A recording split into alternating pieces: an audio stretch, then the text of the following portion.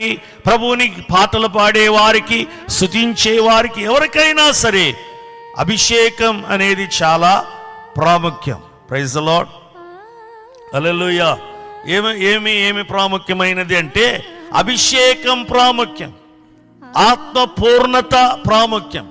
ఏదో 4 పాటలు పాడుకొని 4 మాటలు చెప్పుకొని పోయేది కాదు. ఆరాధన అంటే ఆరాధించువాడు ఆత్మతోను సత్యముతోను ఆరాధించాలని ఇందాక మనం చదువుకున్నాం. ఆరాధించువాడు ఎలా ఆరాధించాలంటే ఆత్మతోను సత్యముతోను దేవునిని ఆరాధన చెయ్యాలి.